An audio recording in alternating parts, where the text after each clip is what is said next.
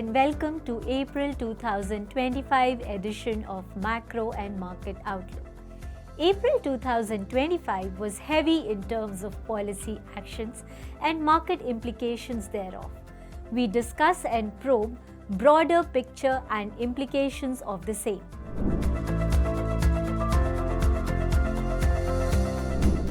On 2nd April 2025, US President Donald Trump announced to raise the import tariffs for most key nations to reduce its goods trade deficit, reshore goods production, negotiate deals with other nations, and raise revenue via tariff, which could be deployed to reduce fiscal deficit or provide domestic tax reduction.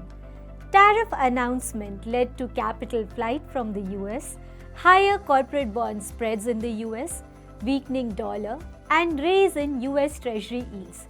Subsequently, most of the announcements have been averted for 90 days, except for those targeting China, and a basic 10% import duty for all nations.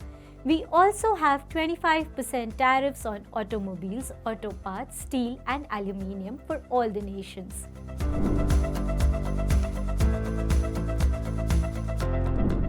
We remain skeptical about whether high reciprocal tariffs will ever be implemented, especially given the market turmoil that followed its announcement.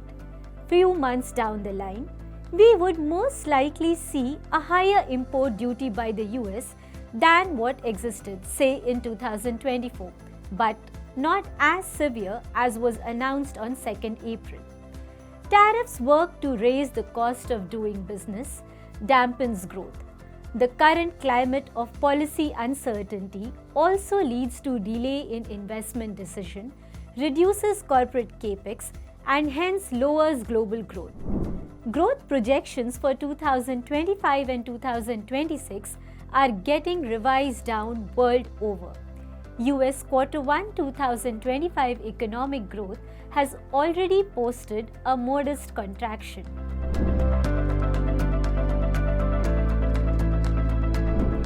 Tariffs between the US and China currently exceed 100%, even after accounting for certain exemptions. In response to these tariffs, China has imposed its own set of restrictions and launched investigations into US companies. There is a potential for further escalation. The situation is mutually damaging for both sides.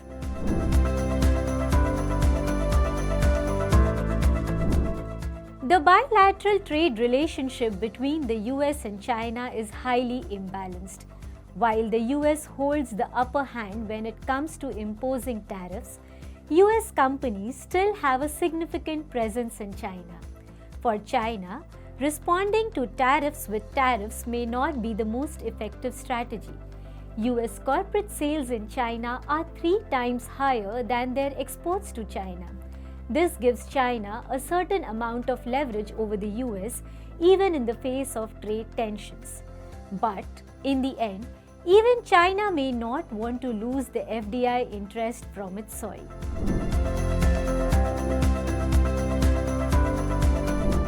Currently, China's exports to the US represent just 2.5% of its GDP. While this is significant, it is not an insurmountable number. Rather, China's vulnerability lies elsewhere.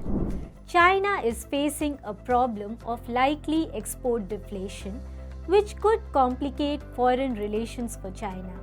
Increased Chinese export to rest of the world may trigger safeguard import duties from other nations, thereby hurting China's overall exports. Export orders from China has plummeted in April.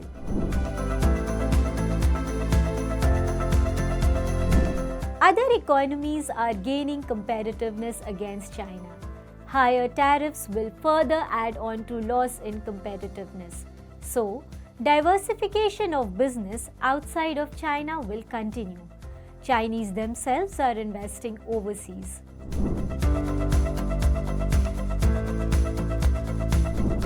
Even as deep tariffs have been averted for a while, Trump's actions have initiated a very fundamental debate which is here to stay. US runs an annual trade deficit of US dollar 1 trillion and China runs a similar quantum of surplus. Hence, in simple words, the US absorbs most of the world's surplus output of goods. This process cannot go on forever, as it implies ever-rising levels of US overseas indebtedness. Meanwhile, in China, consumer spending is too low and investment too high. US goods absorption will have to decline and savings start to rise, and China will need to curb its investment and raise its own consumption. So far, this debate had been suppressed, as some of the key thinkers in the US opined that trade deficit was a price that was to be paid to maintain dollar supremacy, and hence have the power to impose economic sanctions and toe-line other nations. But China has demonstrated that ability by the pure economic might of trade and FDI. Hence, this trade war is here to stay, and it appears that it cannot be wished away so easily.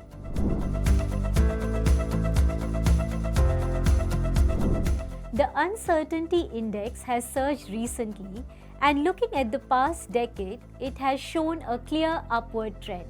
Major events like Trump's first round of trade war, Brexit, the COVID-19 pandemic, the Russia-Ukraine conflict, and the ongoing tensions in the Middle East have all contributed to this climate of uncertainty.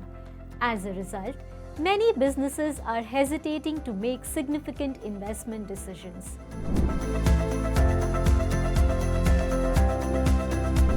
The US will try and form a trade alliance with most other nations against China. But today, most smaller countries are equally dependent on both China and the US for their FDI and trade partnership. US walking out of EU defense security may not have set a good precedence for the Asian counterparts.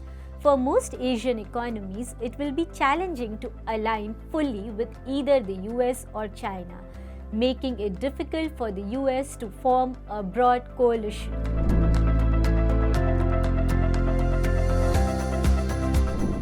As Trump vows to retaliate against any counter tariffs or currency interventions, we are already seeing signs of fiscal stimulus emerging outside the US aimed at supporting domestic demand.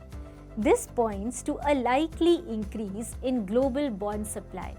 At the same time, many central banks are leaning towards monetary easing.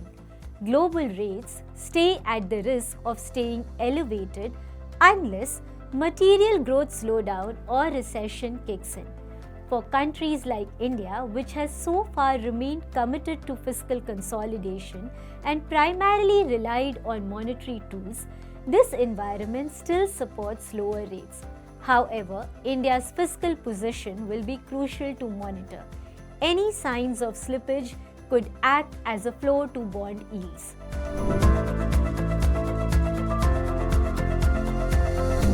We do not see any dramatic fiscal tightening in the US. The rollback of reciprocal tariff means that the tariff revenue wouldn't be as much as was hoped for. Further, if there is a growth slowdown, it could lead to fall in revenue from elsewhere. Second, DOGE's success is dimming. They have scaled down their ambition of spending cuts from $2 trillion, then to $1 trillion, to now just $150 billion for 2026. Finally, there are plans by Republicans elsewhere which could lead to higher fiscal deficit over next 10 years. Hence, for now, reducing the treasury supply looks a challenging task.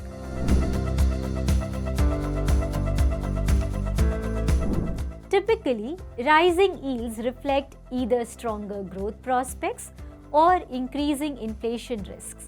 But this time, one of the more notable factors behind rising US yields appear to be capital outflows from the US to regions like Europe and Japan, as indicated by currency movements.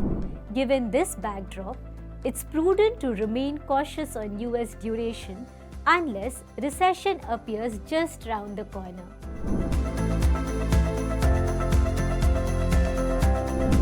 The belief theory was that if US slaps other economies with tariffs, the US dollar was bound to experience an offsetting mechanistic appreciation. It has not worked out that way so far. DXY has fallen to 6 months low. There is a counter thought that US would become less competitive. Investors were overweight US assets. They are selling it, leading to dollar weakness. Further, Trump's threat to freeze US assets are also at play over here.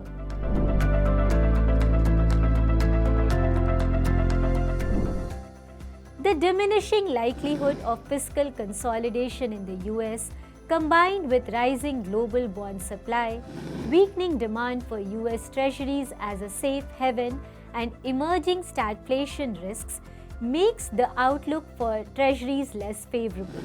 Central banks around the world may begin reassessing their dollar reserves. As a result, the threshold for meaningful dollar appreciation and a strong treasury performance has risen. Going forward, the US may need to demonstrate stronger macroeconomic stability to sustain investor confidence. US Treasury is planning to maneuver buybacks and enable regulatory changes so as to create the demand for US bonds. However, if the recession in the US comes for real and Fed has to respond via QE and deep rate cuts, this could help to guide US yields lower. When the world is questioning the reserve currency status of US, gold offers an immediate substitute, and hence gold prices are likely to stay elevated or rather improve. As for equities, the trajectory of US growth could be the key driver for market performance. In this environment of heightened uncertainty, companies with true multinational operations which are able to produce and sell across borders may prove more resilient. Meanwhile, the case strengthens for domestically focused theme this year, especially consumption-led plays over investment-led ones and the banks that stand to benefit from a monetary easing cycle.